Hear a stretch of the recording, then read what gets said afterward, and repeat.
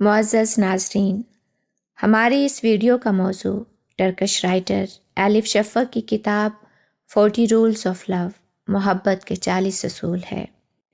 Video شروع کرنے سے پہلے آپ سے درخواست ہے کہ آپ Naheed work official YouTube channel کو سبسکرائب کرنا اور بیل آئیکن پریس کرنا مت بھولیں۔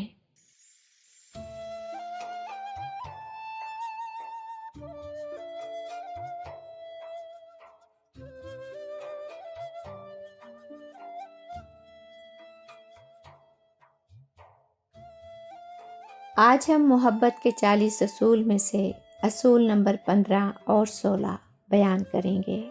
اصول نمبر 15 عنوان ہے خدا اور اس کا تخلیقی شاہکار۔ خدا آپ کی ظاہری اور باطنی تکمیل میں مصروف کار ہے۔ وہ اس مسلسل عمل میں ہمہ وقت مصروف ہے۔ ہم میں سے ہر انسان کا وجود زیر تکمیل مرحلے میں ہے، جو آہستہ روی لیکن کامیابی اور مضبوطی کے ساتھ اپنی تکمیل کی طرف بڑھ رہا ہے۔ ہم سب خدا کی مصوری کے ادھورے شاہکار ہیں، جو اپنی تکمیل کے منتظر ہیں۔ خدا ہم سب کے ساتھ انفرادی سطح پر معاملہ کرتا ہے، کیونکہ انسانیت ایک ماہر لکھاری کا وہ لطیف فن ہے جس پر ثبت کیا گیا ہر نقطہ پوری تصویر کے لیے یکساں طور پر اہم ہے۔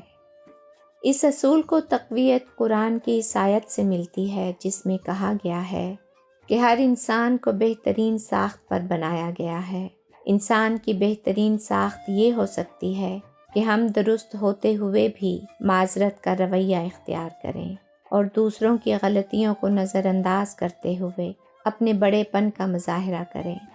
ایسا نہیں ہے کہ خدا ہمیں تخلیق کر کے بھول گیا ہے، بلکہ وقت کے ساتھ ساتھ ہماری سوچ، ذہن اور ہمارے افکار میں پختگی کے لیے جو کچھ اسے کرنا ہوتا ہے وہ مسلسل جاری رکھے ہوئے ہے۔ ہر انسان ایک خاص مقصد کے تحت پیدا کیا گیا ہے اور ہمیں اس مقصد کی رسائی کے لیے ہر پل تیار کیا جا رہا ہے۔ اصول نمبر 16 عنوان ہے محبت اور معرفت۔ وہ خدا جس کی ذات ہر عیب اور ہر غلطی سے پاک ہے، اس خدا سے محبت کرنا زیادہ آسان ہے۔ اس سے کہیں زیادہ مشکل ان انسانوں سے محبت کرنا ہے جن میں خامیاں اور نقائص پائے جاتے ہیں۔ یاد رہے، انسان اسی کو جان سکتا ہے جس سے وہ محبت کرنے پر قادر ہو۔ محبت کے بغیر کبھی کوئی معرفت نہیں ملتی۔